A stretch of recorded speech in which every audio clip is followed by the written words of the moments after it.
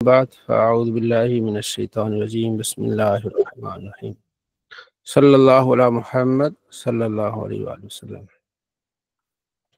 صفوں کو سیدھا کرنے سے متعلق حضرت ابو بکر ابن ابی شیبہ سے روایت کرتے امام مسلم، اور وہ عبداللہ بن ادریس سے، ابو معاویہ سے، وکیع سے، عامر سے، عمارہ بن عمر التیمی سے، ابو معمر سے اور ابو مسعود سے کہتے ہیں کان رسول اللہ صلی اللہ علیہ وسلم یمسح مناکبنا فی الصلاۃ، نبی صلی اللہ علیہ وسلم ہمارے کندھوں کو جو ہے نا پکڑ کے صفیں سیدھی کرتے تھے، یمسح مناکبنا ہمارے کندھوں کو چھوتے تھے، ویقول اور فرماتے تھے استووا سیدھے رہا کرو، ٹھیک ہے، صفیں سیدھی کرو، ولا تختلفوا اور آگے پیچھے مت ہو، وتختلف قلوبکم تمہارے دل بھی کیا ہو جائیں گے جو ہے وہ مختلف ہو جائیں گے، ٹھیک ہے، صفوں سے پیچھے نہ ہٹو، تمہارے دل بھی کیا ہو جائیں گے مختلف ہو جائیں گے، اور میرے قریب وہ ہوں اولو الاحلام جو بالغ ہیں، والنہا اور عقل مند دانا لوگ میرے قریب ہوں، ٹھیک ہے جی۔ ثم الذین یلونہم ثم الذین یلونہم پھر اس کے بعد دوسرے، اس کے بعد اسی طرح ملتے جلتے ہیں، ٹھیک ہے۔ تو اس میں آپ علیہ السلام نے یہاں تک کہ آگے پھر حدیث آئے گی کہ صحابہ کرام علیہم رضوان کہتے ہیں کہ ہم نے پھر سیکھ لیا آپ علیہ السلام سے طریقہ کہ ہم نے صفیں کیسے سیدھی کرنی ہیں۔ ایک تو یہ تھا کہ اس زمانے میں یہ جو ہمارے ہاں اب آسانی ہے وہ نہیں تھی، صفیں ہیں اب ہمارے الحمدللہ اور صفوں میں لائنیں لگی ہوئی ہیں، ٹھیک ہے جی۔ تو ادھر پھر ایسے ہی کچی زمین پہ نماز پڑھنا، پھر صفوں کو سیدھا کرنا، تو اس کی بڑی تعلیم آپ علیہ السلام نے دی، ٹھیک ہے۔ اور میرے جو ہے وہ ساتھ وہ کھڑے ہوں جو بالغ ہیں اور دانا لوگ ہیں۔ بالغ سے ظاہر ہے اس میں ایک یہ بھی حکمت ہے کہ اگر امام کا وضو ٹوٹ جائے یا کوئی اور مجبوری بنے تو پیچھے کوئی عقل مند دانا شخص کھڑا ہوگا بالغ، تو وہ اس کا خلیفہ بن جائے گا، ایک تو یہ ہے۔ دوسرا جو پڑھا لکھا آدمی ہوگا اس کے ساتھ پڑھے لکھے ہوں گے تو اس کی جو ہے وہ ظاہر ہے اس کی جو سمجھے کہ اب صحبت میں مزید چار چاند لگیں گے۔ پھر نبی علیہ السلام کے ساتھی کیسے حضرت ابو بکر صدیق، عمر فاروق، عثمان غنی، مولا علی رضی اللہ تعالیٰ عنہ، تو یہ آپ علیہ السلام فرمایا کہ اہل علم میرے قریب ہوں دانا۔ قال ابو مسعود جو صحابی ہیں وہ کہتے ہیں کہ فانتم اليوم آج اشد اختلافاً، آج بہت زیادہ اختلاف ہے، یعنی آپ یہ بتا رہے ہیں کہ جو ہے وہ تم لوگ صفیں سیدھی نہیں کرتے، اس وجہ سے یہ اختلاف بڑھ گیا ہے، ٹھیک ہے۔ تو صفوں کو سیدھا کرنا بہت اہم ہے نماز۔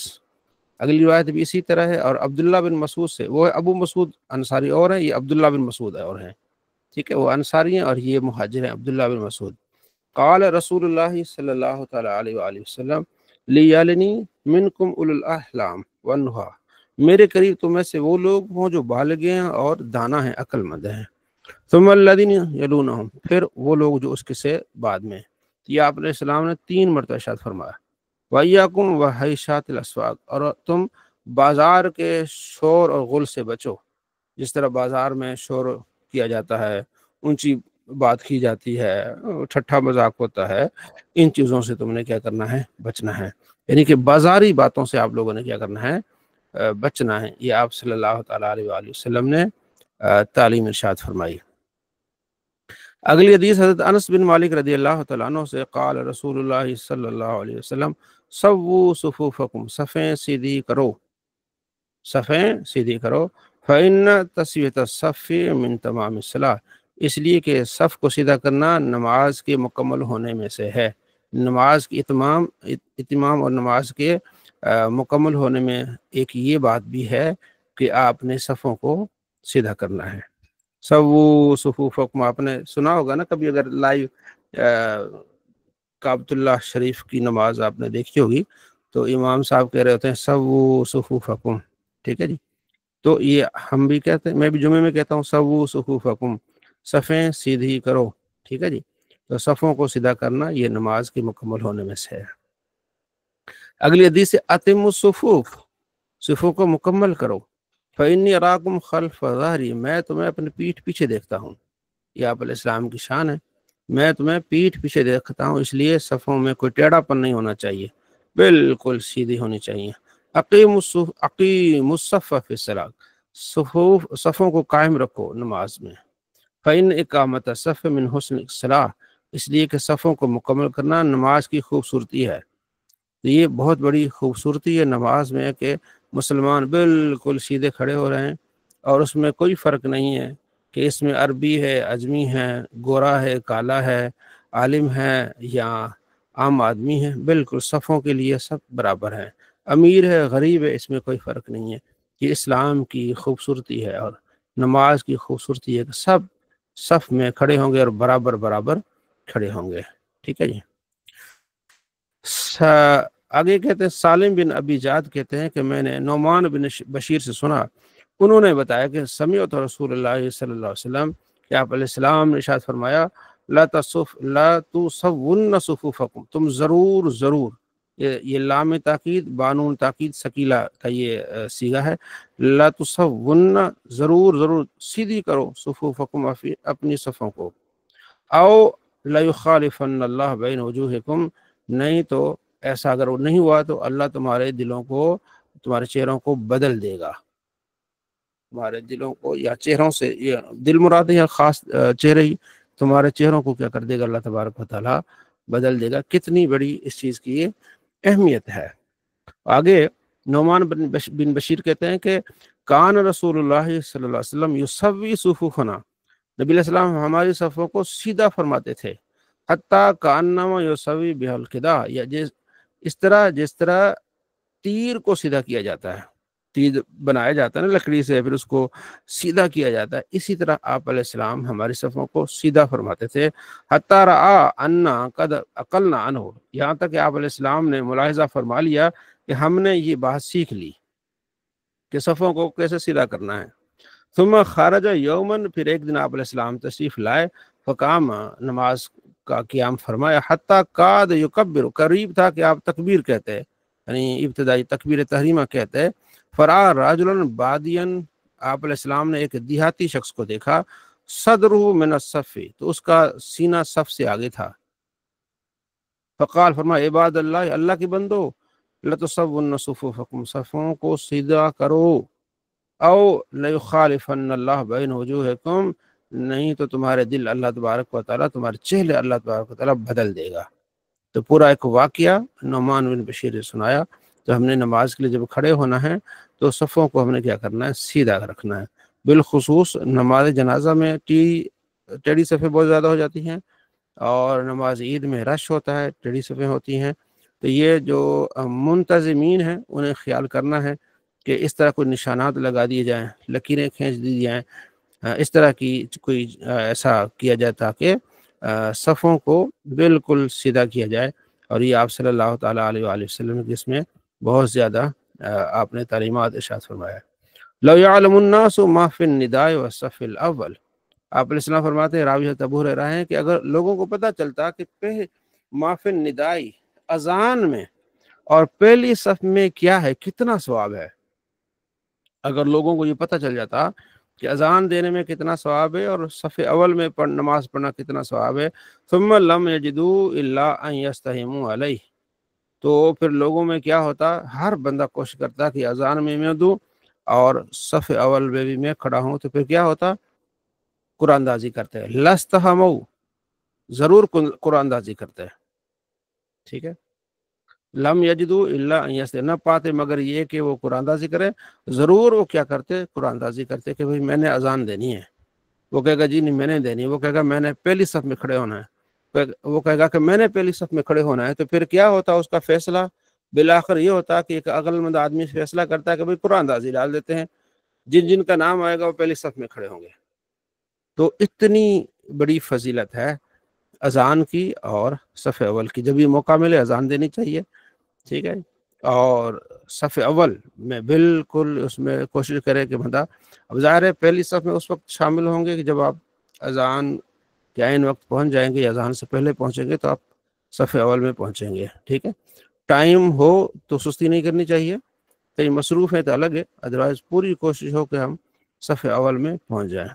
وَلَوْ يَعْلَمُونَ مَا فِي التَّحْجِيزِ، اگر لوگوں کو پتہ چلتا نا کہ ظہر کی نماز میں کتنا ثواب ہے، لَاسْتَبَقُوا إِلَيْهِ، ضرور اس کی طرف دوڑتے آتے کوشش کرتے۔ وَلَوْ يَعْلَمُونَ مَا فِي الْعَتَمَةِ وَالصُّبْحِ، اگر لوگوں کو پتا ہوتا کہ عشاء کی آتم عشاء کی نماز اور صبح کی نماز میں کتنا ثواب ہے اس کے پڑھنے میں اور آنے میں، اللہ آتاؤہما تو آتے عشاء میں بھی اور صبح میں بھی، ولو حبون اگرچہ گھسیٹ کے آتے، ٹھیک ہے، گھسیٹ کے آتے یعنی ان کی ٹانگوں میں جان نہ ہوتی پھر بھی وہ سرین کے بل گھسیٹ کے آتے، اگر انہیں پتہ چلتا نا کہ اس کا ثواب کتنا ہے، تو اب یہ کتنا دیکھیں اب ثواب ہے، تو ہم کیا کرتے ہیں، سستی کر جاتے ہیں، ٹھیک ہے۔ تو یہ آپ علیہ السلام نے ہمیں ترغیب دی کہ ہم اذان کی طرف بھی رغبت کریں اور خاص طور پر صف اول کی طرف، ٹھیک ہے۔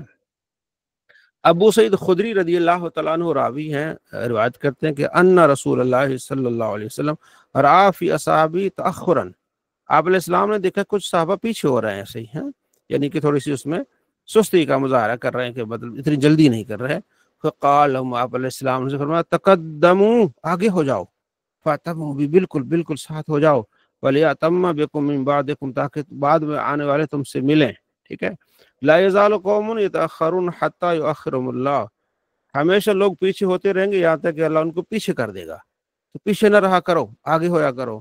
تو اس کا بہترین طریقہ کیا ہے کہ جو آنے والے ہیں سب سے پہلے وہ پہلی صف کو مکمل کریں، پہلی صف مکمل ہو گئی پھر دوسری صف مکمل ہو، دوسری مکمل ہو گئی پھر تیسری مکمل ہو، ایسا نہیں ہو کہ جو آیا کوئی ادھر کونے میں بیٹھ گیا، کوئی دوسرے کونے میں بیٹھ گیا، کوئی کھڑکی کے قریب بیٹھ گیا، کوئی ٹیک لگا کے بیٹھ گیا، ایسے نہیں، بکریوں کی طرح نہیں، بالکل ایک منظم طریقے سے۔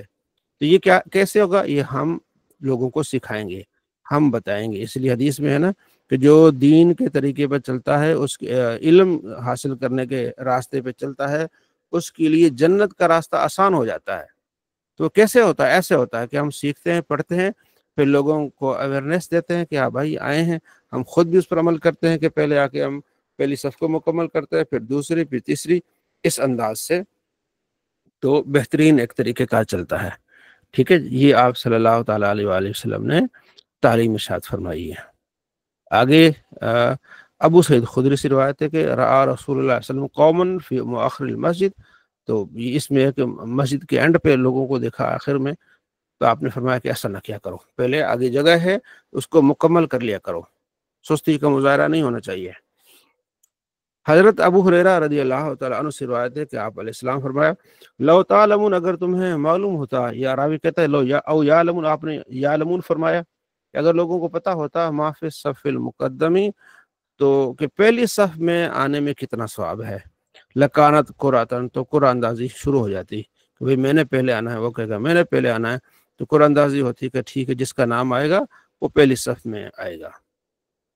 وقال ابن حزب، حزب کہتے ہیں حرب، الصف الاول ما کانت الا قراتن، پہلی صف میں صرف کیا ہوتا، قرآن اندازی سے ہی مکمل ہوتی صف، اتنی بڑی اس کی کیا ہے، فضیلت ہے۔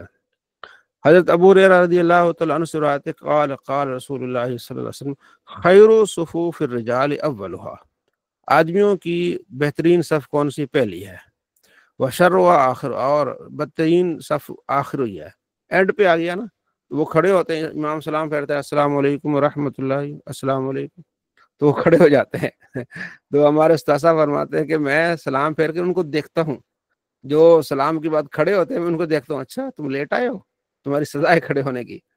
تو یہ ایک لائٹ موڈ میں آپ فرماتے تھے، تو مطلب یہ کہ نہیں ہونا چاہیے ایسے، ٹھیک ہے جی، آدمی کو کھڑا ہونا نہیں چاہیے، مطلب یہ کہ کوشش کرے کہ پہلی تکبیر اولیٰ ہی سے وہ شامل ہو، اور یہ نیک سلام امام سلام پھیرے اور بندہ پیچھے کھڑا ہو۔ کچھ لوگوں نے عادت بنائی ہوتی ہے کہ سلام پھیرا نہیں امام نے، تو اکثر آپ دیکھیں گے وہ لوگ کھڑے ہوتے ہیں، کسی ایک رکعت رہ جاتی ہے، کسی کی دو رہ جاتی ہیں، ٹھیک ہے، تو ایسا نہیں ہونا چاہیے۔ بہترین صف کون سی ہے آپ کی، مردوں کی پہلی، اور بدترین آخری، وہ خیر صفوف النساء آخر، اور عورتوں کی اینڈ والی ہے، سب سے آخری صف ہے عورتوں والی، عورتیں آخر میں ہوتی ہیں، ٹھیک ہے، وشر اول، اور ان کی بدترین پہلی ہے، پہلے مرد ہوں گے مکمل، پھر اس کے بعد بچے، اس کے بعد پھر عورتوں کی صفیں شروع ہوں گی، اور وہ اینڈ والی آخر میں۔ تو یہ آپ علیہ السلام نے ہمیں صفوں کو سیدھا کرنے اور صفوں میں شامل ہونے کی جو ہے وہ آپ نے تعلیم ارشاد فرمائی۔ تو پڑھنے کا مقصد یہ کہ ہم اس کو فالو کریں، اور اس پر عمل کریں۔ اگلی حدیث میں جو باب ہے یہ کہ عورتیں جب مردوں کے ساتھ نماز پڑھیں گی تو وہ کس وقت سر اٹھائیں گی، ٹھیک ہے۔ حضرت سہل بن سعد کہتے ہیں کہ میں نے آدمیوں کو دیکھا نبی علیہ السلام کے زمانے میں، انہوں نے اپنا تہبند باندھا ہوا تھا گلے کے ساتھ، جس طرح بچے باندھتے ہیں، ٹھیک ہے، یعنی تہبند کا ایک پلو ایک سائڈ پہ اور دوسری سائڈ پہ کر کے جو ہے وہ گردن کے پیچھے باندھ دیتے تھے پرانے زمانے میں بچے جب لباس کی کمی ہوتی تھی، ٹھیک ہے نا۔ تو آپ علیہ السلام کے پیچھے میں نے لوگوں کو دیکھا حضور کے پیچھے نماز پڑھتے تھے، تو کسی نے کہا یا معاشر النساء، اے عورتوں کا گروہ، لا ترفعن رؤوسکن، اپنے سروں کو نہیں اٹھانا، حتی یرفع الرجال، یہاں تک کہ لوگ اٹھ جائیں، کیونکہ اگر وہ عورتیں پہلے سر اٹھائیں گی تو ان کے لباس چھوٹے ہیں، کہیں ایسا نہ ہو کہ کسی کا ہوا کی وجہ سے لباس اڑ گیا ہو، ایسی کوئی چیز جو کہ نامناسب دیکھنے میں آئے، اس لیے حکم ہوا۔ کہنے والے نے کہا کہ بھئی عورتیں جو ہے نا مردوں کے سروں کو اٹھانے سے، یا مرد اٹھ جائیں گے اس کے بعد یہ عورتیں سجدے سے اٹھیں۔ ایک تو یہاں یہ کہ اس وقت لباس کی تنگی تھی، تو پھر بھی وہ نماز پڑھتے تھے، اور کس حالت میں وہ نبی علیہ السلام کے ساتھ ہوتے تھے، یہ بہت بڑی شان ہے ان کی۔ آگے ہے کہ عورتوں کا مسجد کی طرف جانا، ٹھیک ہے، اس بارے میں احادیث ہیں۔ حضرت سفیان بن عیینہ کہتے ہیں کہ انہوں نے زہری سے اور انہوں نے سالم سے سنا، وہ اپنے والد سے روایت کرتے ہیں، سالم حضرت عبداللہ بن عمر کے بیٹے ہیں، ٹھیک ہے، کہ آپ وہ پھر نبی علیہ السلام تک کی بات پہنچاتے تھے۔ آپ علیہ السلام نے فرمایا اذا استأذنت احدکم امرأته المسجد فلا یمنعها، جب تم میں سے کسی ایک سے عورت مسجد جانے کی اجازت مانگے تو پھر منع نہ کرو، یعنی نماز کے لیے جانا چاہے عورت اور ایسی جگہ ہو جہاں نماز عورتوں کے لیے الگ جگہ کا انتظام کیا گیا ہو، پہلے زمانے میں ہوتا تھا، بیچ میں ابھی کم ہوا، پھر یہ ہونے بھی لگا ہے، کہیں ہے کہیں نہیں ہے، تو اگر عورت اجازت مانگے مسجد میں جانے کے لیے انہیں منع نہ کرو، ٹھیک ہے۔ اگلی حدیث عبداللہ بن عمر سے کہتے ہیں کہ میں نے آپ علیہ السلام سے سنا، لا تمنعوا نساءکم المساجد، عورتوں کو مسجد جانے سے منع مت کرو، جب تم سے اجازت مانگے تو جانے دو، ٹھیک ہے۔ تو ان کا بیٹا بلال تھا، بلال بن عبداللہ، اس نے کہا اللہ کی قسم میں نے نہیں جانے دینا، میں نے ضرور منع کرنا ہے ان کو۔ تو قال، راوی کہتے ہیں فاقبل علی عبداللہ، حضرت عبداللہ بن عمر ادھر متوجہ ہوئے اور فسبوا سبا سیئا، پھر اس کو خوب ڈانٹ پلائی، تیری ایسی کی تیسی ہیں، تو بڑا، میں تمہیں حدیث سناتا ہوں تو اپنی باتیں کرتا ہے، ماں سمے تو سبو مثل کتو، راوی کہتے ہیں کہ ایسی ڈانٹ ڈپٹ میں نے پہلے نہیں سنی کسی سے، جو حضرت عبداللہ نے بلال کو، جو ان کا بیٹا تھا، ان کو ڈانٹ پلائی۔ وقال، فرمایا اخبرک عن رسول اللہ، میں تجھے خبر دیتا ہوں نبی علیہ السلام کی، سنت حدیث بتاتا ہوں، وتقول، تو کہتا ہے واللہ لا نمنعنہن، ہم ضرور انہیں روکیں گے۔ تو آپ نے بڑی سختی فرمائی بیٹے پر۔ آگے بھی اسی طرح عبداللہ بن عمر سے کہ آپ نے فرمایا لا تمنعوا اماء اللہ، اللہ کی بندیوں کو مسجد میں جانے سے منع مت کرو، ٹھیک ہے۔ آگے بھی اسی طرح حدیث ہے کہ وہ اجازت مانگے تو ان کو منع مت کرو۔ اچھا، پھر اگلی حدیث ہے، ان کا ایک اور بیٹا تھا حضرت عبداللہ بن عمر کا، مجاہد روایت کرتے ہیں، مجاہد حضرت عبداللہ بن عمر کے شاگرد ہیں۔ مجاہد کہتے ہیں کہ عبداللہ بن عمر نے کہا کہ نبی علیہ السلام نے فرمایا کہ لا تمنعوا النساء، عورتوں کو مسجد جانے سے منع مت کرو رات کو جانے کے نماز کے لیے۔ تو ان کا بیٹا تھا عبداللہ کا، اس نے کہا میں تو انہیں نہیں چھوڑوں گا، لا ندعہن، نہیں ہم کو اجازت دیں گے کہ وہ مسجد میں جائیں، ادھر نکلیں، فیتخذن دغلا، یہ کوئی بہانہ بنا کے برائی کی طرف نہیں نکل جائیں گی، یہ ان کا اپنا نظریہ تھا کہ بہانہ بنا کے یہ عورتیں رات کو جب نماز پڑھنے کے لیے جائیں گی تو بہانے بنائیں گی پھر باہر نکلنے کے، ٹھیک ہے، اس طرح ہم ان کو اجازت نہیں دیں گے۔ ظاہر ہے وہ عام آدمی تو نہیں تھا، وہ بھی تو پڑھا لکھا بچہ تھا۔ قال، تراوی کہتے ہیں فزبر ہو ابن عمر نے اس کو بڑا جھڑکا، ڈانٹا۔ وقال، کہنے لگے اقول، میں کہتا ہوں قال رسول اللہ، میں کہتا ہوں اللہ کے رسول نے ایسا فرمایا، وَتَقُولُ تو کہتا ہے لا نَدْعُهُنَّ ہم انہیں نہیں جانے دیں گے. ٹھیک ہے جی. تو یہ کون سی بات کر رہے ہو؟ آپ نے انہیں ڈانٹا. کیوں کہہ رہے تھے؟ وہ آگے حدیث آ رہی ہے کہ اسی میں بھی یہی واقعہ ہے. تقریباً یہی آگے واقعات آ رہے ہیں. ٹھیک ہے جی. اگلی حدیث میں ہے کہ بصر بن سعید کہتے ہیں کہ زینب سکیہ کہتی ہیں کہ وہ کانت تحدث اور رسول اللہ صلی اللہ علیہ وسلم، وہ حدیث بیان کرتی نبی علیہ السلام سے کہ اذا شہدت احداکن، تم میں سے کوئی جب عشاء کی نماز میں شامل ہو تو پھر اس رات وہ جو ہے نا وہ خوشبو نہ لگا کے آئے. یہ پھر آپ علیہ السلام نے انہیں فرمایا کہ ایسے نہ آیا کرو کہ خوشبو لگا کے آؤ گی تو لوگ ادھر متوجہ ہوں گے. تو نماز کے لیے جب آؤ تو عورتوں کو حکم ہے کہ خوشبو نہ لگا کے آئیں. ٹھیک ہے. اور اگلی حدیث ہے زینب حضرت عبداللہ بن مسعود کی جو زوجہ تھی زینب، ان سے روایت ہے. وہ کہتے ہیں کہ حضور نے ہم سے فرمایا جب تم میں سے کوئی مسجد کو آئے تو پھر خوشبو نہ لگا کے آئے، خوشبو کو چھوئے بھی نہ. یہ اب چونکہ آج کل کے زمانے سے جو عورت گھر سے باہر نکلے گی ظاہر ہے اس نے پاؤڈر یا تھوڑا بہت ضرور کرنا ہے. اس بارے میں حضرت عائشہ رضی اللہ تعالیٰ عنہ کی تعلیمات آگے آ رہی ہیں. ٹھیک ہے. حضرت ہاں جی آگے بھی اسی طرح آپ علیہ السلام فرمایا کہ کوئی بھی عورت جب مسجد میں نہ آئے اس طرح کی خوشبو یا ایسا کوئی چیز لگا کے مسجد کی طرف نہ آئے.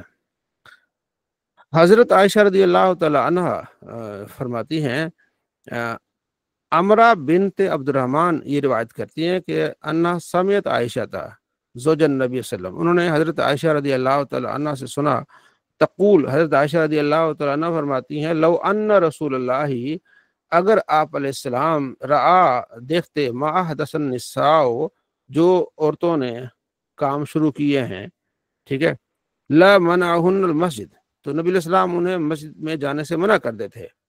حضرت عائشہ فرماتی ہیں کہ جو آج کل عورتوں نے جس طرح سنگار شروع کیا ہے، اگر حضور کے زمانے میں ایسا ہوتا تو نبی علیہ السلام انہیں مسجد میں جانے سے منع کر دیتے.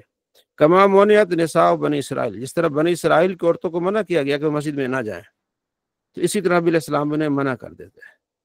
قال، راوی کہتے ہیں فقلت لعمرہ، میں نے عمرہ سے کہا کیا بنی اسرائیل کی عورتوں کو مسجد میں جانے سے منع کیا گیا؟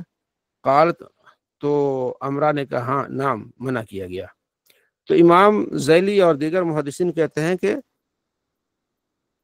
حضرت عائشہ رضی اللہ تعالیٰ عنہ نے ظاہر تھوڑا بہت دیکھا ہو کہ وہ جو ہے نا وہ بناؤ سنگار کر رہی ہیں، تو انہوں نے فرمایا کہ اگر نبی علیہ السلام کے زمانے میں اس طرح عورتیں کرتی تو نبی علیہ السلام نے منع کر دیتے.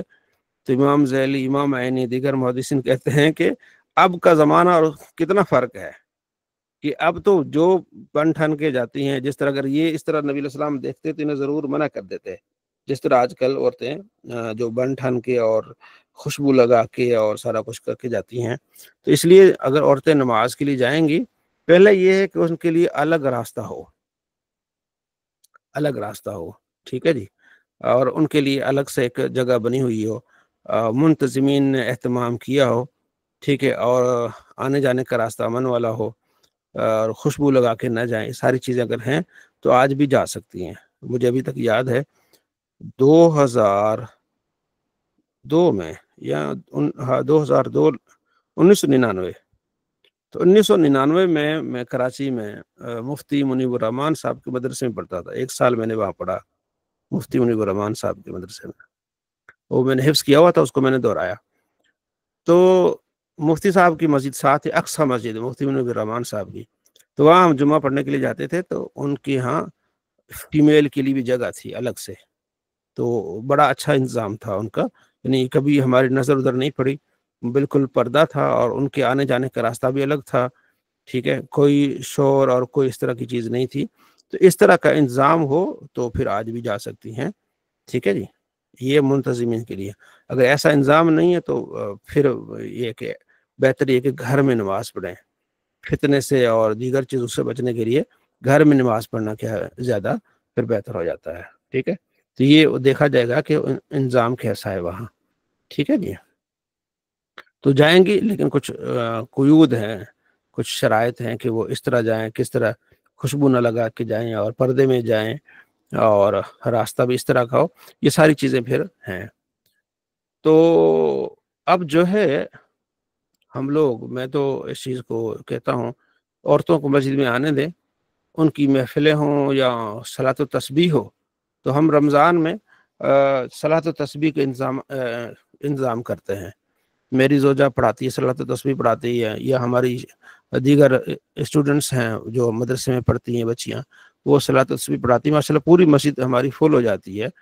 یعنی جیسے کہ جمعے کا دن ہے، 10 بجے ہم ٹائم رکھتے ہیں، تو 10 بجے آنا شروع ہو جاتی ہیں عورتیں، تو 10:30 بجے یعنی کہ آدھا گھنٹہ نعتیں ہوتی ہیں، کچھ بیانات ہوتے ہیں، 10:30 11 بجے یہ پھر صلاۃ تسبیح ہوتی ہے آدھا پونا گھنٹہ۔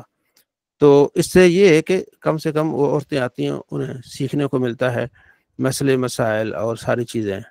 اس میں علماء نے یہ کہا ہے کہ عورتوں کی جماعت مکروہ ہے، لیکن وہ کہتے ہیں ایک یہ بھی قانون ہے کہ بڑے گناہ سے چھوٹا گناہ، تو مکروہ ہے، لیکن یہ ہے کہ بجائے عورتیں خاص طور پر جو اہل حدیث حضرات ہیں ان کی مساجد میں بہت جاتی ہیں، پھر اگر ہم ان کو اپنی مساجد میں آنے سے منع کریں تو وہ پکڑ کے اپنی اندر لے جاتی ہیں، تو پھر یہ نقصان زیادہ ہوتا ہے۔ تو اس لیے ہم اجازت دیتے ہیں کہ آئیں، پڑھیں، سیکھیں، نعتیں پڑھیں، مسئلے مسائل کریں، سارا کچھ ہے وہ۔ اگر ہم بالکل ان کو منع کر دیں گے، انہوں نے تو کھلی چھوٹ دی ہوئی، ان کے ہاتھ وہ جاتی ہیں، تو پھر وہ کیا ہو جاتا ہے، نقصان زیادہ ہو جاتا ہے۔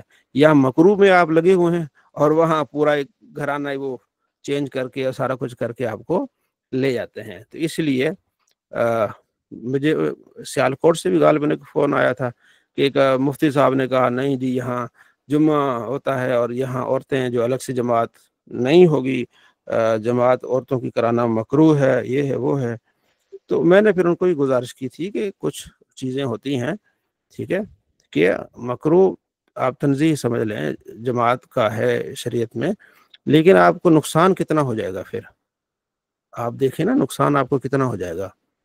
ہاں، اگر آپ اپنی عورتوں کو مسجد میں آنے دیں گے، نماز نہیں پڑھنے دیں گے، چلو مطلب مرد اس وقت نہیں ہوتے نا، صرف عورتیں ہوتی ہیں، تو چلیں پڑھیں، عبادت کریں، ذکر کریں، نعتیں پڑھیں۔ تو اگر آپ یہاں سے بھی آپ روک دیں گے تو پھر آپ اپنی نسل کو اندر جو وہ تو آپ مسجد سے بھی کاٹ دیا ان کو، تو ظاہر ہے ان کے بھی دل ہے، وہ بھی چلی جائیں گے، وہ کہیں گے ہم چلو کسی اور مسجد کی طرف جاتی ہیں، تو پھر آپ کا نقصان زیادہ ہو جائے گا۔ تو اس لیے میرے خیال میں اجازت ہونی چاہیے، خاص طور پر جب عورتوں کی اپنی جماعت ہو۔ ٹھیک ہے جی، جی ام حنزلہ کچھ کہنا چاہ رہی تھی۔ مفتی صاحب وہ کہتے ہیں کہ اگر آپ ہلکی سی اونچی آواز سے کہیں اور عورتوں کو کہیں کہ وہ اپنا اپنا پڑھتی رہیں پیچھے، تو ایسے پڑھنا جائز ہے؟ کس میں؟ صلاۃ و تسبیح میں مفتی صاحب؟ ہاں پڑھتی رہیں، کوئی نہیں، اکثر بیچاریوں کو نہیں پتا ہوتا، تو آپ پڑھتی رہیں پیچھے، ہلکی وہ پڑھتی رہیں، تو اللہ کا ذکر ہے، چلے کچھ تو لگیں گی نا کام۔ جی جواد صاحب۔ حضرت میں سوال تھا کہ عورت جماعت کرا سکتی ہے؟ کرا سکتی ہے، وہی بعض نے مکروہ کا ہے نا، میں وہی کہہ رہا ہوں نا کہ مکروہ کو اب رہنے دیں حالات کی تقاضے کے مطابق، ٹھیک ہے جی، تو آپ ان کو جماعت کرانے دیں، پڑھیں، اللہ کا نام لیں، بجائے یہ کہ ان کو کوئی اور کی طرف مسجد کی طرف لے جائیں اور پھر آپ ہاتھ ملتے پھریں کہ بھائی ہمارے یہاں عورتوں کو۔ اب دیکھیں نا، پچھلے دنوں آپ نے دیکھا ہوگا کہ مفتی اکمل صاحب نے کئی بیانات کیے ہیں کہ ہمارے ہاں اب کوئی ایسی عورت ہے ہی نہیں جو ایک عالمی لیول پر کام کر رہے یا تقریر کر رہے، یہ وہ، تو آپ نے اجازت ہی نہیں دی پہلے۔ اب دیگر جو دوسرے حضرات ہیں ان کی بچیاں نے پڑھ لیا آگے، وہ ہر لحاظ سے وہ آگے آ گئی ہیں، تو ہم سوچتے ہیں یار ہماری بچیاں کیوں نہیں آئیں؟ یہ آپ نے وہ ماحول نہیں بنایا، ٹھیک ہے جی، تو یہ چیزیں تو ہیں نا پھر۔ حضرت مزے کی بات ہے، ایک درجن تھی اہل حدیث، اس نے بچیوں کو سکھانے کے چکر میں نا سازش کار بھی رہی تھی اور اس کو ساتھ میں اپنے کی طرف بھی لے گئی۔ ہاں دیکھیں نا، اب وہ کیا فرات ہاشمی ہے، دیکھیں دیگر ہیں، تو اب وہ اپنا کام کر رہی ہیں، اور وہ مطلب تو اب وہ مفتی اکمل صاحب بھی کہہ رہے ہیں کہ ہمارے ہاں کیوں نہیں ہے بھائی، کیوں ایسا ہی؟ اب ادھر مفتی منیب الرحمان صاحب آ گئے فیصل آباد میں، اکثر آتے رہتے ہیں، تو جب تقریر کر کے چلے گئے نا، تو وہ ایک جگہ بیٹھک ہوئی، یہ 7-8 سال پہلے کی بات ہے، ایک جگہ بیٹھک ہوئی، تو وہ سارے مفتی صاحب کے فین تھے، اب ہم بھی ان کا ادب احترام اب تھوڑا سا اختلاف ہوا ہے لوگوں کا، لیکن اس وقت کچھ نہیں تھا نا. تو ایک بھائی نے کہا بھائی مفتی صاحب نے کیسی بات کی. مفتی صاحب نے یہ بات کی ہے کہ بھائی ہماری جو ہے نا وہ ایک تیر پہ بیٹھ کے پارلیمنٹ میں پہنچ گیا ہے. یعنی مفتی صاحب نے سیاسی طور پر بات کی تھی کہ ہمیں متحد ہو کے ایک اپنی جماعت ہونی چاہیے. تو ایک تیر پہ بیٹھ کے وہ پہنچ گیا ہے پارلیمنٹ میں، ایک شیر پہ بیٹھ کے پارلیمنٹ میں پہنچ گیا ہے، سارا کچھ یہ وہ. تو میں نے کہا کہ اس میں قصور کس کا ہے؟ میرا قصور ہے یا مفتی صاحب کا قصور ہے یا ہمارا قصور ہے؟ یہ تو کام مفتی صاحب کے کرنے والے تھے نا. مفتی صاحب اہل سنت کو متحد کرتے، ہمارا کام تھا ہم ان کے پیچھے جاتے. آپ کا کام تھا لوگوں کو متحد کرتے، یا آپ ایک سیاسی جماعت بناتے. اگر ہم آپ کا ساتھ نہ دیتے تو پھر ہم ہیں مجرم. آپ نے نہ سیاسی پارٹی بنائی، نہ آپ نے ہمیں دعوت دی، نہ آپ نے کچھ کہا، یا ہر سال آ کے آپ ہمیں رگڑا لگا کے جاتے ہیں. بھائی ایک تیر پہ چڑھ کے جاتا ہے، ایک بلے پہ چڑھ کے جاتا ہے، سارے پارلیمنٹ میں پہنچ جاتے ہیں. سنیے تم کہاں ہو؟ بھائی آپ بناؤ نا، ہم کہاں ہیں؟ ہم تمہارے پیچھے ہیں. ہم نے تمہیں امام بنا لیا، یہ کام آپ نے کرنا تھا، ہم آپ کے پیچھے ہیں. تو چبھتے ہوئے سوال تو پھر کرنے چاہیے تھے نا. تو پھر ادھر پچھلے مہینے بھی آئے تھے، اس طرح 3-4 چبھتے سوال میں نے اکٹھے کر کے کر رہے تھے. پھر ہم محفل کا تقاضا تھا، پھر ہم خاموش ہو گئے. تو بات یہ کہ جو بڑے تھے نا، انہوں نے یہ کرنا تھا نا کہ سیاسی جماعت بھی بنانی تھی، انہوں نے سب کو متحد کرنا تھا. اب وہ ہمیں ڈانٹ رہے ہیں کہ تمہاری کوئی سیاسی جماعت نہیں ہے، تم متحد نہیں ہو. تو آپ نے کرنا تھا نا یہ کام، تو مفتی آپ نے. صاحب جی مفتی جی. صاحب آپ کو بن گئی ہے نا تحریک لبیک، اب تو سیاسی جماعت بنائی ہے نا انہوں نے. وہ ان کے ساتھ بھی نہیں ہے نا بات، یہ کہ سب اس کے ساتھ ہوں، تحریک لبیک کے سب ساتھ ہو نا، یا انہوں نے بھی سب کو آن بورڈ لیا ہو. تو پھر یہ جتنے بڑے اکٹھے ہو جائیں، یا وہ بھی ان کے ساتھ شامل ہو جائیں. تو اس جی طرح ہے نا کہ ایسا ہوتا نا، وہ پھر 2 دھڑے ہو گئے. جلالی صاحب الگ ہو گئے، جی رضی صاحب الگ ہو گئے. تو یہ بڑا جی دکھ کی بات ہے کہ الگ ہو گئے. ساتھ ہوتے تو زیادہ فائدہ ہوتا. جی ٹھیک ہے جی، دونوں مستند عالم دین تھے. ہاں مستند تھے. تو یہ جتنے بڑوں کے کام بھی بڑے ہوتے ہیں اور بڑوں کی غلطیاں بھی بڑی ہوتی ہیں. یہ ہے. چلیں، تو یہ ایک میں نے دکھ کی بات شیئر کی آپ سے کہ یہ. اچھا، اگلا جو ہمارا یہ باب ہے، ٹھیک ہے جی، باب تصوت فی القراءۃ فی الصلاۃ جاریہ، جو نماز اونچی آواز میں جس میں قرات کی جاتی ہے اس کے بارے میں. حضرت سعید بن جبیر ابن عباس سے بات کرتے ہیں کہ جو قرآن پاک میں ایک ولا تجہر بصلاتک ولا تخافت بہا، ٹھیک ہے، آپ نے اونچی آواز سے بھی قرات نہیں کرنی اور آپ نے بالکل آہستہ بھی نہیں کرنی. تو یہ آیت نازل ہوئی اور آپ علیہ السلام چھپ کے مکے میں آپ تلاوت فرماتے تھے، مسلمانوں کو جمع کرتے تھے، نماز پڑھاتے تھے. جب آپ علیہ السلام اور آپ کے صحابہ فَإِذَا كَانَ صَلَّى بِأَصْحَابِهِ رَفَعَ الصَّوْتَ بِالْقُرْآنِ، جب آپ علیہ السلام اپنے صحابہ کو نماز پڑھاتے تو اونچی آواز سے قرات کرتے. فَإِذَا سَمِعَ ذَلِكَ الْمُشْرِكُونَ، جب مشرک اس قرآن کو سنتے، سب القرآن، تو قرآن کو نعوذ باللہ گالیاں دیتے. تو اللہ نے پھر نازل کیا، ٹھیک ہے، کہ ولا تجہر بصلاتک، آپ نے اونچی آواز سے اس طرح نہیں کرنا کہ قرآن مشرک سنے. ولا تخافت بہا، اور اس طرح بھی آسان، بالکل آپ نے چھپ کے بھی بالکل سلو بھی نہیں پڑھنا کہ آپ کے صحابہ نہ سنیں.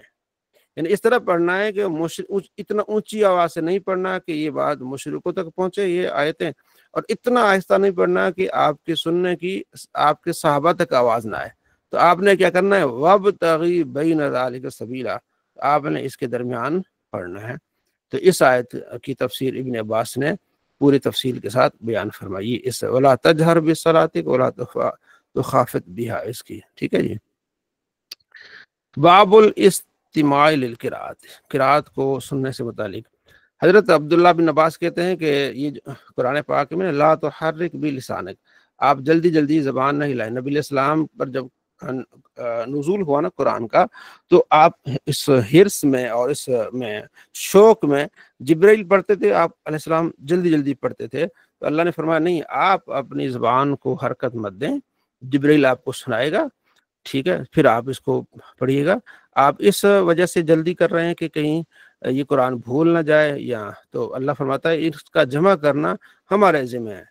تو کان النبی صلی اللہ علیہ وسلم اذا نزل علی جبرائیل بالوحی، جب جبرائیل وحی نازل کرتے تھے تو آپ علیہ السلام اس سے حرکت دیتے تھے، جلدی جلدی اس پر پڑھتے تھے.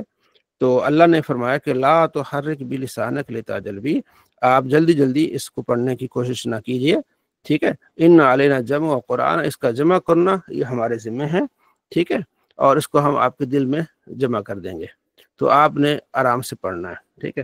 پھر آپ صلی اللہ تعالیٰ علیہ وآلہ وسلم پر جب نازل ہوتا تھا عطا جبریل اترک، آپ علیہ السلام گردن جھکا لیتے تھے، جب وہ قرات کر کے مکمل کرتا تھا تو اس کے بعد آپ علیہ السلام قرات کرتے تھے اور صحابہ کو آپ علیہ السلام بتاتے۔ فَإِذَا انطلق، جب وہ خاموش ہو جاتے جبریل تو آپ علیہ السلام اسی طرح قرات کرتے تھے۔ تو ان آیات کی تفسیر کی۔ باب الجہر بالقرات فی الصبح، صبح کی نماز میں اونچا قرآن پاک پڑھنا، یہ اس باب میں آئے گا۔ ایک طویل حدیث ہے، اس کو کہتے ہیں لیلۃ الجن کا واقعہ، کہ جن نبی علیہ السلام کے پاس آئے اور نبی علیہ السلام کو دیکھا نماز میں جنہوں نے قرآن پاک پڑھتے ہوئے۔ عبداللہ بن عباس کہتے ہیں کہ آپ علیہ السلام پڑھ رہے تھے جنوں پر، اور جو جنہوں نے کچھ دیکھا، آپ علیہ السلام چلے اپنے ساتھیوں کے ساتھ عکاظ بازار کی طرف آپ چلے، تو یہ وہ زمانہ تھا کہ یعنی یوں سمجھے کہ آپ علیہ السلام، اس کو خلاصہ یوں سمجھ لیں کہ آپ علیہ السلام دعوت دینے کے لیے عکاظ بازار کی طرف چلے۔ یہ سیرت میں ہم نے پڑھا ہے کہ آپ علیہ السلام دعوت دینے کے لیے مختلف جگہوں پر جاتے تھے، اس میں سے ایک بازار لگتا تھا عکاظ، یعنی کہ حج کے موسم پر یہ بازار لگتا تھا، دور دور سے لوگ آتے تھے، سامان جہاں آ کے بیچتے تھے، ملاکھڑا ہوتا تھا، شعر و شاعری ہوتی تھی، سارا کچھ ہوتا تھا۔ اس کے بعد لوگ حج کرتے تھے، چلے جاتے تھے۔ دو فائدے ہوتے تھے کہ انہوں نے خرید و فروخت بھی کر لی، جو ہے وہ اس کے بعد انہوں نے حج بھی کر لیا۔ تو اسی سلسلے میں آپ علیہ السلام پھر اس بازار کی طرف جاتے تھے تاکہ لوگوں کو سے ملاقات کی جائے اور ان کو تبلیغ کی جائے، ان کو بتایا جائے، اس جو ہے نا موقع سے فائدہ اٹھایا جائے۔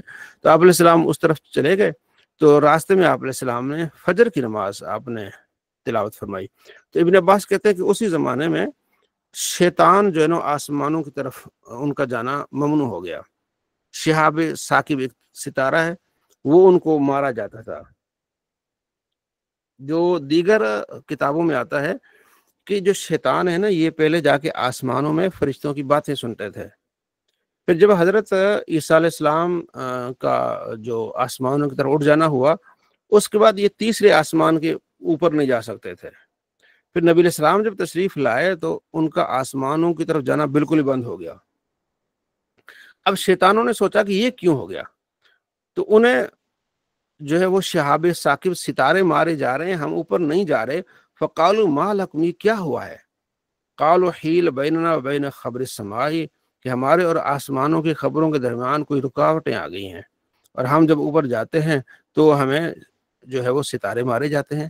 ٹھیک ہے، ہوتا یہ تھا، اس میں تھوڑی سی وضاحت یہ ہے کہ کچھ لوگوں نے جنوں کو کنٹرول کیا ہوتا تھا، انہیں کہتے تھے کاہن، اور عورت کو کاہنہ کہتے تھے۔ ٹھیک ہے، وہ جن چھوڑتے تھے اور جن آسمانوں کی طرف جاتے تھے، وہاں فرشتے باتیں کرتے تھے، تو یہ جن فرشتوں کی باتیں سن کے پھر آ کے کاہن یا کاہنہ کو بتاتے تھے، جو ان کا مالک یا مالکہ ہوتے تھی، وہ پھر لوگوں کو بتاتے، لوگ کہتے واہ جی واہ، یہ تو پہنچے ہوئے ہیں۔ مثلا فرشتے بات کر رہے ہیں کہ جی حارث صاحب جو ہے نا، اس کو اللہ نے بیٹا دینا ہے، ٹھیک ہے جی۔ اب وہ جو ہے وہ آ جاتے تھے، فرشتے باتیں کر رہے ہوتے تھے، تو وہ جن آ کے اپنے مالک کو بتاتے تھے کہ بھئی ہم نے سنا ہے کہ حارث کو اللہ نے بیٹا دینا ہے۔ تو انہوں نے پھر حارث کو بولا، حارث صاحب کو مبارک ہو جی، آپ کا بیٹا ہونے والا ہے۔ تو اب حارث کہے گا واہ جی کیا بات ہے، یہ تو پہنچی ہوئی چیز ہے۔ اب حارث کو بیٹا ہو گیا، اس نے پورے علاقے میں بتا دیا بھئی مجھے فلاں بندے نے کہا تھا تمہیں بیٹا ہوگا، میرا بیٹا ہو گیا۔ اصل میں انہوں نے جنوں کو کنٹرول کیا ہوتا تھا، کنٹرول جن اوپر جاتے تھے اور فرشتوں کی باتیں سنتے تھے اور آ کے پھر یہ بتاتے تھے۔ اب ہوا یہ کہ نبی علیہ السلام کی آمد کے بعد ان کا یہ راستہ بند ہو گیا۔ اب وہ پریشان ہو گئے کہ اب جی تو یہ ہوا کیوں ہے؟ تو پھر انہوں نے کہا جی یہ مسئلہ بن گیا، اوپر ہم جاتے ہیں تو ہمیں یہ ستارے لگتے ہیں، تو اب کیا کریں؟ ان کا جی دنیا میں دیکھو کہ کیا تبدیلی رونما ہوئی ہے، مشارق الارض مغاربها، مشرق و مغرب کو دیکھو ہوا کیا ہے، ٹھیک ہے نا۔ تو فنظر، دیکھو، ما ھذا الذی حال بیننا و بین خبر السماء، دیکھو ہمارے اور آسمانوں کے درمیان یہ مسئلہ کیا بنا۔ ٹھیک ہے، کیوں یہ سارا کچھ جو ہم سے مخفی ہو گیا؟ اس پہ شعر بھی ہے میرے خیال میں، کسی کو یاد ہے؟ سوائے ابلیس کے جہاں میں سبھی تو خوشیاں منا رہے ہیں، یہ بھی ہے نثار تیری چہل پہل پہ لیکن ہزاروں عید ربیع الاول، سوائے ابلیس کے جہاں میں سبھی تو خوشیاں ہاں ہاں، ایک یہ بھی ایک ابلیس کو خوشی کیوں نہیں ہو رہی؟ کیونکہ اسے اوپر جانے سے منع تھا، یہ یہاں بھی اسے تکلیف ہو گئی تھی، تو ہوا کیا؟ اب یہ ابلیس جو ہے نا وہ ڈھونڈنے لگا کہ کیا ہوا۔ اس نے پھر اپنے چیلوں کو بھیجا کہ دنیا میں ہر کونے کونے میں پہنچ جاؤ کہ وجہ کیا بنی ہے، کہ ہمیں اوپر جانے سے منع کیوں کیا گیا ہے۔ ٹھیک ہے، یہ مسلم کی حدیث ہے، آپ نے یاد رکھ لینا ہے۔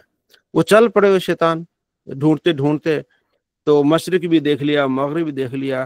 جب انہوں نے یہاں تہامہ کی جگہ سے یہاں جو گزرے نا، جو ایک باغ تھا جہاں آپ علیہ السلام تشریف فرمائے تھے، اکاز کا یہ بازار تھا، وہاں دیکھا کہ نبی علیہ السلام نماز فجر ادا فرما رہے ہیں۔ جب انہوں نے قرآن پاک سنا، ان جنوں نے سنا، اس کے ایک گروہ نے سنا، ان کا حاض الذی حال بیننا و بین خبر سنا، یہ مسئلہ ہے بھائی، مسئلہ سمجھ آ گیا، گتھی سلجھ گئی کہ یہ جو قرآن پڑھا جا رہا ہے نا، یہ جو ہے نا سارا کچھ، اس وجہ سے اب آسمان اور ہمارے درمیان جو ہے نا وہ بیچ میں چیزیں حائل ہو گئی ہیں، یہ قرآن ہے اور یہ نبی ہے۔ فرجوا الی قوم، تو اپنے قوم کی طرف واپس چلے گئے۔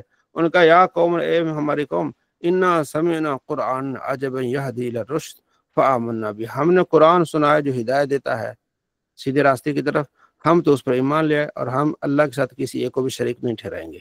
تو اللہ تبارک و تعالیٰ نے اپنے محبوب صلی اللہ علیہ وسلم پر سورہ جن نازل فرمائے، قل فرمائیے اوحی الی انہ استمع نفر من الجن، کہ مجھ پر وہی کی گئی ہے کہ بے شک جنوں کے ایک گروہ نے سنا، سورہ جن۔ تو یہ لیلۃ الجن ایک واقعہ یہ ہے۔ دوسرا واقعہ، اب اس میں بہت ساری وہ جو ہے نا کہ شیطانوں کو تکلیف کیوں ہوتی تھی، اس لیے کہ نبی علیہ السلام کے آنے کے بعد جو ہے ان کا آسمان کے ساتھ رابطہ منقطع ہو گیا۔ یار وہاں جاتے، خبریں سنتے، ظاہر مناظر دیکھتے، سیر کرتے، شیر ان کی ہر چیز ختم ہو گئی۔ دوسرا واقعہ یہ ہوا کہ حضرت عبداللہ بن مسعود کہتے ہیں کہ ہم نبی صلی اللہ علیہ وسلم کے ساتھ تھے، ایک رات ہم نے آپ علیہ السلام کو نہیں پایا، ہم ڈھونڈتے رہے وادیوں میں، ادھر ادھر، نبی علیہ السلام نظر نہیں آئے، ہم پریشان ہو گئے، ساری رات ہم نے جا کے گزاری کہ ہوا کیا۔ ٹھیک ہے، تو جب صبح ہوئی تو ہم نے دیکھا کہ نبی صلی اللہ علیہ وسلم تشریف لا رہے ہیں، تو ہم نے کہا یا رسول اللہ آپ کہاں تشریف لا رہے ہیں؟ فرمایا مجھے جن لے گئے تھے۔ پھر آپ علیہ السلام مجھے ہمیں وہاں لے کے گئے اور ان کے آثار بتایا کہ یہ جگہ ہیں، تو مجھے وہاں جن لے گئے تھے، تو میں نے ان کی بات بتائی، تو انہوں نے کہا کہ ہم جو ہے نا ہمارا کھانا پینا کیا ہوگا؟ تو نبی علیہ السلام فرمایا کہ تمہارا کھانا پینا ہر وہ جانور جو اللہ کے نام سے ذبح کیا جاتا ہے اس کی ہڈی تمہارا کھانا پینا ہوگا۔ یقو فی ایدیکم او فرما یکون لحما، جب اس کی ہڈی تمہارے ہاتھ میں آئے گی تو وہ ہڈی جو ہے نا گوشت والی ہو جائے گی۔ یعنی جنوں کا پہلا کھانا یہ ہے کہ ہر وہ جانور جو اللہ کے نام پر ذبح ہوتا ہے، ٹھیک ہے، اس کی جو ہڈیاں، ظاہر ہے جو بھی ذبح ہوگا تو ظاہر ہے جیسے اب قربانی کا موسم ہے، ٹھیک ہے، تو قربانی ہونی ہے اونٹوں کی، گائے کی، بھینس کی اور بکرے کی، تو ہڈیاں تو ظاہر ہے باہر جانی ہے، تو جو بھی ہڈی تم اٹھاؤ گے نا تو وہ ہڈی آٹومیٹکلی اس میں جو ہے نا وہ گوشت چڑھ جائے گا، تو یہ تمہارا کھانا ہے۔ اور ہر جانور جو ہے جیسے اونٹ وغیرہ ہے، ان کی مینگنی ہو گئی، ان کی لید ہو گئی، یہ بھی تمہارے لیے کیا ہو جائے گا؟ غذا ہوگی۔ تو آپ علیہ السلام نے پھر منع کر دیا کہ تم نے ہڈی اور جو ہے وہ گوبر سے آپ نے استنجا نہیں کرنا، کیونکہ تمہارے بھائیوں کی یہ خوراک ہے۔ یہ جو بتایا گیا نا حدیث میں، دیگر احادیث میں ایک حصہ ہے، اب اس پوری ڈیٹیل آ گئی کہ کیوں ہڈی اور لید، ٹھیک ہے، تو یہ ان کی خوراک ہے، اس لیے آپ ان سے استنجا نہیں کرنا کیونکہ پھر وہ نجس ہو جاتے ہیں۔ تو یہ لیلۃ الجن کا واقعہ دو حدیثوں میں مختلف طریقوں سے آیا، جو میں نے آپ کو اس کا خلاصہ سنایا، ٹھیک ہے نا۔ اگلا جو باب ہمارا وہ باب القراءۃ فی الظہر والعصر، ظہر اور عصر کی نماز میں نبی صلی اللہ تعالیٰ علیہ وآلہ وسلم قراءت کیسے فرماتے تھے، کس طرح آپ علیہ السلام کی قراءت ہوتی تھی، یہ ہمارے لیے مشعل راہ ہے کہ ہم نے قراءت کیسے کرنا ہے، ٹھیک ہے۔ حضرت ابو قتادہ کہتے ہیں کہ آپ علیہ السلام جب ہمیں پڑھاتے تھے، ظہر اور عصر پڑھاتے تھے، تو پہلی دو رکعتوں میں سورہ فاتحہ اور سورتیں ہوتی تھی، ملاتے تھے سورہ فاتحہ اور ہمیں بعض اوقات سنایا کرتے تھے. ویسے تو ظہر اثر میں ہم اونچی آواز سے نہیں پڑھتے نا، تو مدھم آواز سے پڑھتے، تو اونچی آواز سے اس لیے سنایا کرتے تھے تاکہ ہمیں معلوم ہو کہ آپ علیہ السلام سورہ فاتحہ پڑھ رہے ہیں، کوئی سورت ملا رہے ہیں، تعلیم کے لیے. وَكَانَ يُطَوِّلُ الرَّكْعَةَ الْأُولَى مِنَ الظُّهْرِ وَيُقَصِّرُ الثَّانِيَةَ. پہلی رکعت آپ علیہ السلام جو ہے وہ کیا کرتے، طول کرتے اس میں، اور دوسری یعنی کہ اس میں جو دوسری ہے رکعت ہے اس کو تھوڑا سا آپ کم پڑھتے. ٹھیک ہے، یعنی پہلی میں 4 منٹ ہے تو دوسری میں 3 یا 2 منٹ لگتے. اسی طرح آپ علیہ السلام صبح میں بھی کرتے تھے. تو یہ طریقہ ہے کہ پہلی جو رکعت ہے وہ تھوڑی لمبی ہوگی، دوسری چھوٹی ہوگی، باقی 2 دوسری اور بھی چھوٹی ہو جائیں گی. اچھا، اگلی حدیث میں کہ آپ علیہ السلام پہلی 2 رکعت ظہر اثر میں فاتحہ اور سورت ملاتے تھے، اور کبھی ہمیں جو ہے وہ سنایا کرتے تھے. وَيَقْرَأُ فِي الرَّكْعَتَيْنِ الْأُخْرَيَيْنِ، اخری یعنی اینڈ والی 2، یعنی تیسری اور چوتھی رکعت میں آپ علیہ السلام سورہ فاتحہ پڑھتے تھے جیسے ہم پڑھتے ہیں. ٹھیک ہے، تو فرض کی نماز جو ہوگی اس میں تیسری اور چوتھی رکعت میں آپ نے صرف سورہ فاتحہ پڑھنی ہے. باقی جتنی بھی سنتیں ہیں، ٹھیک ہے، نمازیں ہیں، واجب ہے، اس میں آپ نے سب میں سورہ فاتحہ پڑھنی ہے اور سورہ فاتحہ کے ساتھ کوئی سورت ملانی ہے.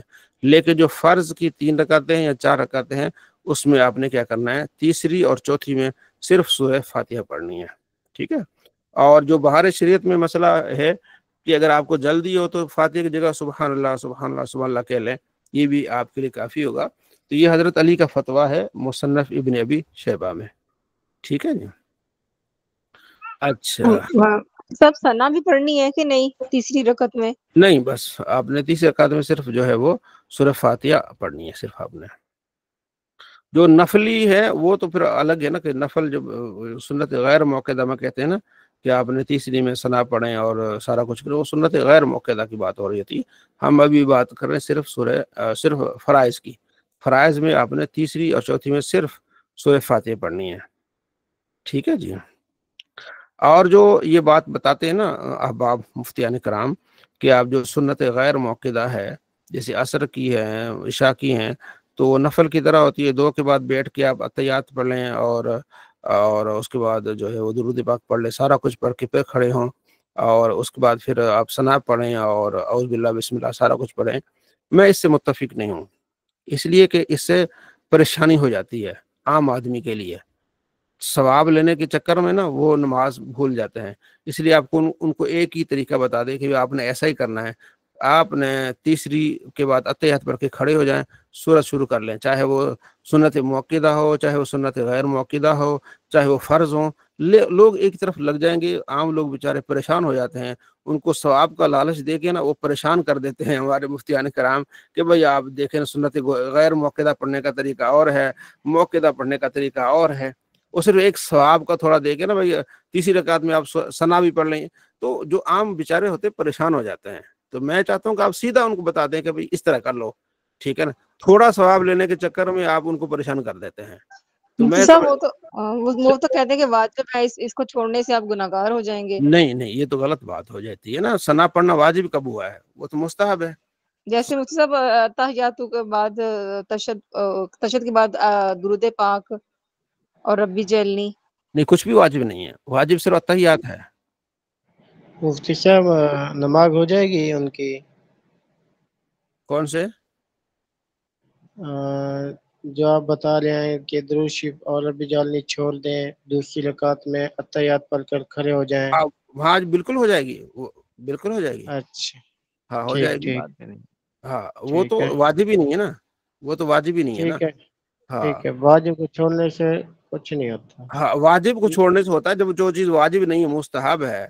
ٹھیک ہے نا. تو ہاں، تو آپ کنفیوز ہو جاتے ہیں نا، اکثر عام لوگ بیچارے مائیں بہنیں کنفیوز ہو جاتی ہیں جب ان کو یہ بتایا جاتا ہے نا کہ بھائی سنت موقعہ پڑھنے کا طریقہ اور ہے، غیر موقعہ پڑھنے کا طریقہ اور ہے. وہ پریشان ہو جاتی ہیں، وہ کیا ہوتا ہے موقعہ، کس طرح ہم پڑھے. ان کو ایک ہی بات بتاؤ بھائی اس طرح پڑھنا ہے. جو بھی آپ 4 رکعتیں آپ نے پڑھنی ہے نا، آپ نے 4 رکعت ایسی پڑھنی ہے. 2 کے بعد آپ نے اتحیات پڑھ کے آپ نے کھڑے ہو جانا ہے اور سورہ فاتحہ تیسری میں شروع کر دینا ہے. بس سیدھا آپ ان کو دین بتائیں، ثواب کے چکر میں ان بیچاروں کو پریشان نہ کریں. جی یہ سب صحیح فرما رہے ہیں آپ، واقعی پریشان ہو جاتی ہیں. ہاں مجھ سے میرے پاس پڑھنے جو آتے ہیں نا عورتیں آتی ہیں، میں نے انہیں بتایا تو مجھ سے وہ بہت ہفتے 2 ہفتے لگے انہیں مفتی صاحب یہ سمجھاتے وہ پھر بھی کنفیوز بھول جاتی ہیں، پھر وہ پریشان جی وہ پریشانی بن جاتی، اس لیے آپ نے کیا کرنا ہے، آسانی پیدا کرنی ہے رب بھی، ٹھیک ہے، یسروا ولا تعسروا، نبی علیہ السلام فرماتے آسانی پیدا کرو، ٹھیک ہے نا، مشکلات پیدا نہ کرو، اس لیے آسان۔ جی جی جی مصعب، ایسا نہیں ہو سکتا اگر ہم ایسے کہہ دیں، اگر انہیں غیر موقدہ پڑھنی تو ہم کہہ دیں کہ عصر اور عشاء کی جو پہلی 4 رکعتیں ایسے پڑھ لیں؟ پریشان ہو جاتی ہیں بیچاریاں، پریشان ہو جاتی ہیں، ایک ہی ان کو طریقہ بتا دے گا ایسے پڑھنی، بس تیسری 3 رکعتیں ہو، 4 رکعتیں، موقدہ غیر موقدہ جو کچھ بھی ہو، آپ نے طریقہ ایک ہی رکھنا ہے، تو انہیں ٹینشن نہیں رہتی ہے، بعض اوقات ٹینشن ہو جاتی ہے۔ دیکھیں جب آپ ایک ذہنی آپ پختہ ہو جاتے ہیں وہ الگ بات ہے، لیکن جو ذہنی پختگی نہیں ہوتی تو وہ پریشانی، تو میں آپ اپنی بات بتاتا ہوں، جب میں چھوٹا تھا میں نے حفظ کیا ہوا تھا، ہمارا ذہن ابھی پختہ نہیں تھا، تو مجھے تو یہاں پریشانی ہو جاتی تھی کہ بھائی سجدہ سہو جو کرنا ہے اور سجدہ تلاوت کرنا، اس میں فرق کیا رہے گا؟ میں نے حفظ بھی کیا ہوا تھا، لیکن وہ سجدہ تلاوت کی جگہ وہ سجدہ سہو کے چکر 2 رکوع 2 مرتبہ سجدہ کر لیا ہوتا تھا۔ اب جو ذہنی کچے ہوتے ہیں نا بیچارے، اکثر جو ذہنی ہمارے وہ ہوتا ہے تو وہ پریشان ہو جاتے ہیں، اس لیے ہمیں ایک ہی طریقہ بتانا ہے، بھائی اس طرح کر لو۔ وہ تھوڑے سے ثواب کے چکر میں نا وہ پھر بچے جو ہماری مائیں بہنیں نوجوان ہیں جن کا وہ کبھی کبھار تو نماز پڑھتے ہیں بیچارے، ان کو ہم پریشان کر دیتے ہیں، تو اس لیے میں تو یہ کہتا ہوں کہ آپ سیدھا بس ان کو بتائیں کہ 3 مفتی رکعتیں صاحب 4 آپ کے منہ سے سن رہے ہیں کہ یہ مستحب ہے، ورنہ تو مفتی صاحب سارے یہی کہتے ہیں کہ واجب ہے، آپ گناہگار ہوں گے۔ نہیں کون جی عبد الرفیق صاحب ہے اس میں کوئی واجب، کوئی چیز ہے واجب اس میں؟ نہیں بالکل آپ نے جو کہا بالکل صحیح ہے، کوئی چیز بھی واجب نہیں ہے اس میں، کوئی سارے چیز واجب نہیں، ہاں کوئی چیز بھی واجب نہیں۔ اور سعودی عرب میں تو یہاں تو ہم نے سبھی چیز ختم کر دیا ہے، انہوں نے کہا بس فرض پڑھو اپنے گھر جاؤ، وہاں تو حساب بھی آسان ہو گیا، وہاں حساب کتاب بھی بالکل سیدھا کر دیا انہوں نے، کاٹ پیٹ کے بولا اپنے گھر جاؤ بس۔ اور ویسے بھی مصعب یہ جو ہمارے پاکستان میں ہے، ہم پڑھتے ہیں صرف نہیں پڑھتے ہم صرف یہاں دیکھا میں نے موروکو اور تیونس وغیرہ جتنے بھی افریقن مسلم کنٹری کے جو لوگ ہیں مسلمان ہیں، تو وہ کیا کرتے ہیں صرف فرض، چاہے وہ چوری کریں چاہے کچھ بھی کرے، لیکن انہوں نے نماز فرض ادا کرنی ہے۔ ہم میں یہ چیز ہے، ہمیں یہ چیز نہیں ہے، ہم کم ہی ہیں، لیکن وہ یہ میں نے دیکھا ہے کہ یہ چیز کرتے ہیں، فرض ادا کرتے ہیں، چاہے جو مرضی ہو جائے، جو جیسا مرضی کرتے ہیں، جس سے ادا کرتے ہیں وہ فرض ادا کر کے ختم کرتے ہیں، یلا 2 فرض پڑے، چلو ٹھیک ہے جی۔ اچھا نہیں پتا اس کی ایک وجہ ہے، ایک میں عرض کر دوں اگر 1 منٹ دے دیں مجھے؟ جی فرمائیں۔ یہ سعودی عرب میں بھی بالکل یہی حال ہے جیسا موراکو میں ہے نا، کہ فرض نماز یہاں پہ اکثریت 99% لوگ پڑھتے ہیں، فرض نماز ترک نہیں کرتے۔ اس کی وجہ یہ ہے کہ شروع میں جب یہ لوگ نئے جب آئے تھے تو وہاں لوگوں کو یہ فتویٰ دے دیا گیا تھا، جو امام احمد بن حنبل وغیرہ کا شاہد ہے، کہ جس نے ایک نماز چھوڑی وہ کافر ہو جاتا ہے۔ جی تو شروع وقت میں اتنی سختی ہو گئی تھی اس پہ کہ پھر لوگوں نے نماز چھوڑنا بند کر دی کہ یار یہ کفر نہ ہو جائے۔ تو اب وہ جو روایت چل رہی ہے بس اب وہ اسی طرح چل رہی ہے، تو اب وہ چاہے کچھ بھی کریں لیکن نماز نہیں چھوڑتے۔ ہاں ہاں ہمارے یہاں ظاہر ہے، ہمارے یہاں فتویٰ بالکل مختلف ہے کہ بھائی نماز ہمارے گناہ کبیرہ ہے، گناہ گار ہے، سزا وار ہے، لیکن کافر نہیں ہے۔ ہاں ان کا اس سخت فتوے کی وجہ سے پھر وہ لوگ ڈرے بھی ہیں، ہاں لوگ ڈر گئے، وہ تو ڈر گئے، وہ تو ہے نا کہ ان کو تو اس قبرستان میں بھی دفن نہ کرو، مسلمانوں کے قبرستان میں بھی دفن نہ کرو جو نماز نہیں پڑھتا، ٹھیک ہے، ٹھیک ہو گیا۔ تو اس وجہ سے انہوں نے کہا چلو فرض تو پڑھ لینا، باقی سنتوں کی الگ سے ایک فضیلت ہے، نبی علیہ السلام نے پڑھی ہے، ہمیں اس کی طرف بھی بڑھنا چاہیے، پڑھنا چاہیے۔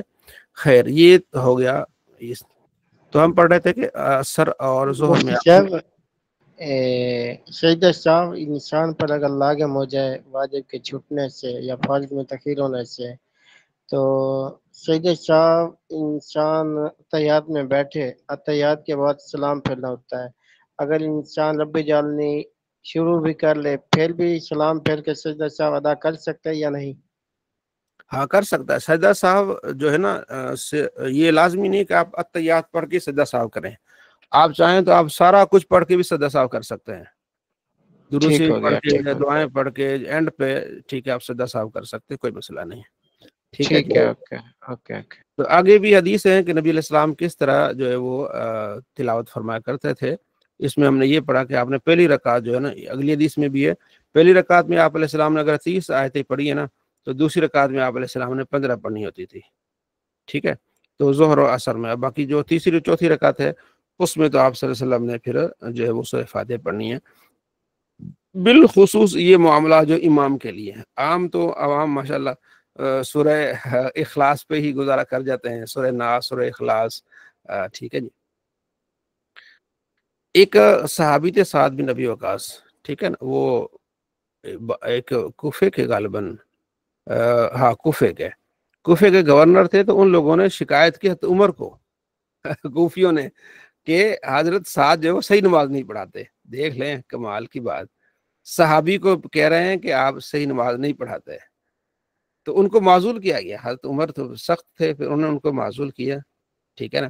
تو حضرت عمر نے ان کو بلایا، ان کو بھیا یہ آپ کی تو باقی تو آپ اور باتیں آپ پر اعتراض کرتے ہیں، وہ تو آپ کی نماز پر اعتراض کرتے ہیں. تو حضرت سعد نے کہا، محترم ظاہر سعد بن ابی وقاص یہ بھی عشر مبشرہ میں سے، کہتے ہیں انی لا اصلی بہم صلاۃ رسول اللہ، میں ان کو وہی نماز پڑھاتا ہوں جو حضور پڑھاتے ہیں. میں پہلی 2 رکعت تھوڑی طویل پڑھتا ہوں اور آخر والی بالکل اس کو کم کر دیتا ہوں. تو میں تو اسی طرح پڑھتا ہوں. تو حضرت عمر نے کہا میرا خیال بھی یہی ہے، ایسی ہے، بالکل آپ صحیح کہہ رہے ہیں. ٹھیک ہے نا.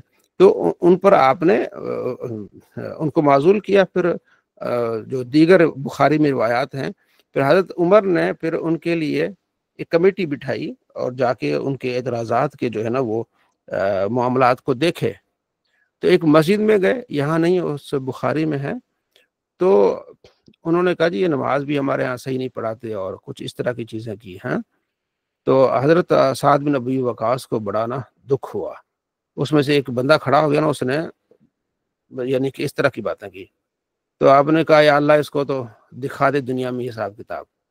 تو اللہ نے اس کو ایسا ذلیل کیا کہ اس کی آنکھوں کے اوپر جو ہوتے نا بھویں ہوتی ہیں، اور یہ ساری چمڑی نیچے گرنے لگی، اور چمڑی اٹھا کے نا تو وہ نوجوان لڑکیوں کو تاڑتا تھا. اللہ نے اس کو ایسا ذلیل کیا اس عمر میں، بڑھاپے کی عمر میں. ٹھیک ہے. اور پھر چلتے ہوئے اندھے کنویں میں گر کے مر گیا. تو یہ ان کی کرامت تھی سعد بن ابی وقاص کی، کہ صحابی کو جو تنگ کرتا ہے تو پھر اللہ تعالیٰ اس کو دنیا میں بھی ذلیل اور رسوا کر دیتا ہے.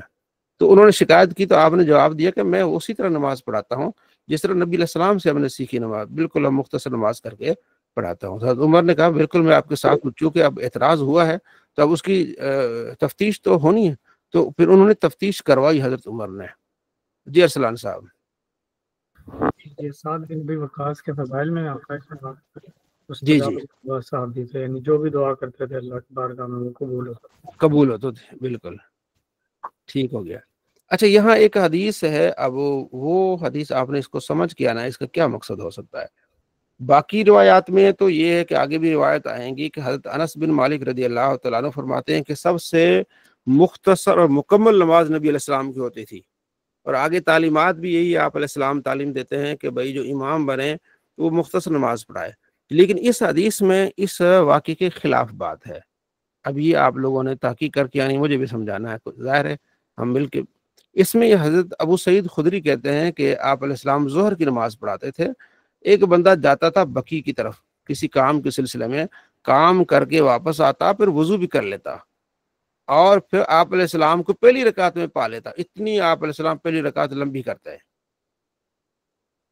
عموم تو یہی ہے کہ آپ علیہ السلام کی نماز بالکل مختصر ہوتی تھی، لیکن ظہر کی نماز اتنی لمبی حضرت ابو سعید خدری بتا رہے ہیں یہاں تو یہ مطلب ہوگا کہ کبھی کبھار کا واقعہ ہے، یا امام جو ہے نا وہ کیا نام ہے امام ملا علی قاری، انہوں نے یہ لکھا ہے کہ نبی علیہ السلام کی تلاوت تو پھر تھی ہی کچھ اعلیٰ ہی نا، اس میں چاہے کمزور ہو چاہے بیمار ہو، آپ علیہ السلام کی تلاوت سن کے وہ تگڑا ہو جاتا تھا، اسے کوئی نہیں مطلب تھکاوٹ محسوس ہوتی تھی. اس لیے آپ علیہ السلام کا جو حکم ہے نا کہ امام مختصر تلاوت کرے، کیونکہ اس کے پیچھے کمزور بھی ہوتے ہیں بوڑھے بھی ہوتے ہیں، تو وہ عام لوگوں کے لیے، نبی علیہ السلام کے لیے نہیں، کیونکہ نبی علیہ السلام جب تلاوت کرتے تھے سارے ادھر ہی ماں ہوتے تھے، انہیں کسی چیز کی کوئی جو ہے وہ دقت یا اسے تھکاوٹ محسوس نہیں ہوتی تھی، تو اس حساب سے یہاں آپ علیہ السلام کی تلاوت. جی اسلام صاحب. یہاں پر تو ظہر کی نماز کا ذکر ہے اس حدیث میں جس کا حوالہ آپ دے رہے ہیں. تو اگر ملا علی قاری کی یہ بات مطلب درست مانی جائے تو یہاں تو اس کو اس طرح ہی ہوگا کہ آپ کسی دور میں اونچی آواز سے پڑھا کرتے تھے تو یہ اس دور کی بات ہوگی کیونکہ ظہر میں تو آہستہ پڑھنا. جی جی اس کو ذرا دیکھیے گا مزید. میں نے اپنا تجزیہ دیا ہے آپ کو, تو میں نے اس پہ نشان بھی لگایا ہوا ہے کہ باقی جو ہے نبی علیہ السلام نے اس میں جو بتایا ہے وہ یہ کہ آپ مختصر پڑھنی ہے, لیکن آپ اس میں 2-3 حدیثیں ہیں کہ آپ علیہ السلام نے یعنی کہ اتنی طویل نماز ظہر کی. ابو سعید خدری فرما رہے ہیں کہ آپ علیہ السلام نے پڑھائی ہے طویل. ٹھیک ہے جی. اب اس کی کیا وجہ ہو سکتی ہے تو ٹھیک ہے جی. صحیح یہ مسلم. آپ گروپ میں اگر شیئر فرما دیں تو ذرا مہربانی ہوگی.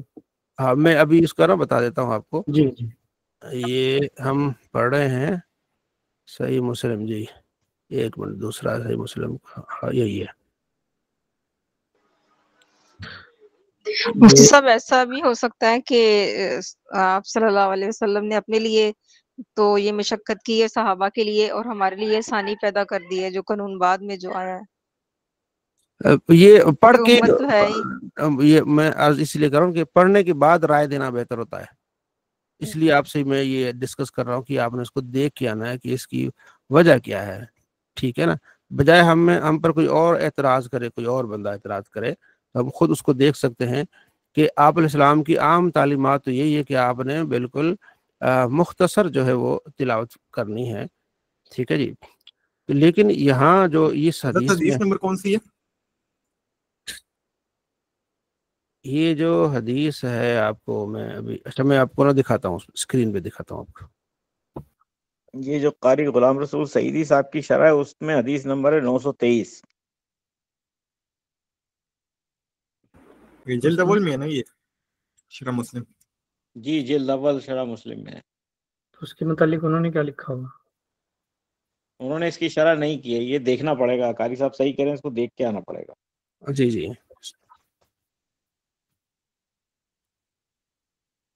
اور حضرت اسی طرح وہ جو آپ نے حضرت عمر والی روایت ایک پڑھی تھی اوپر, اس کی بھی انہوں نے شرح نہیں کی ہوئی. نہیں ادھر وہ تو میں نے اپنے حافظے سے مجھے یاد آیا بخاری سے, تو انہوں نے اس کی شرح نہیں کی ہوئی. تو یہ حدیث نمبر عبدالرفیق صاحب نے آپ کو بتا دی. ٹھیک ہے جی. عبدالرفیق اب اگر آپ عربی کتب کا مطالعہ کرتے تو شرح نووی بہترین ہے, اس پہ آپ دیکھ سکتے ہیں. ہاں لیکن میرا خیال میں امام نووی نے بھی اس کی شرح نہیں کی ہے, کیونکہ یہ ساری قرأت سے متعلق ہے نا, تو زیادہ تر تفصیل اس کے اندر موجود نہیں ہے. کیونکہ قاری غلام رسول سعیدی صاحب کی شرح میں اکثر جو ہے اسی کا حوالہ ہے.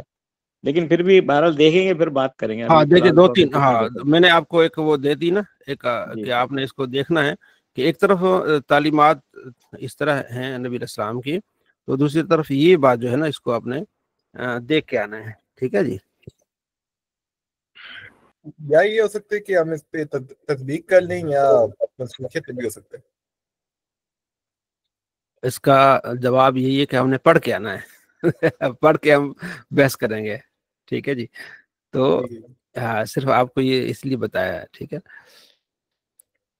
ہاں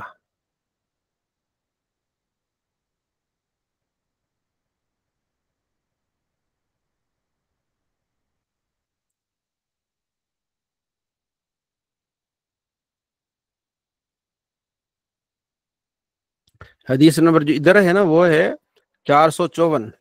ٹھیک ہے جی. یہ اس چھاپے پہ. ٹھیک ہے. اور باب القراءت فی الظہر والعصر.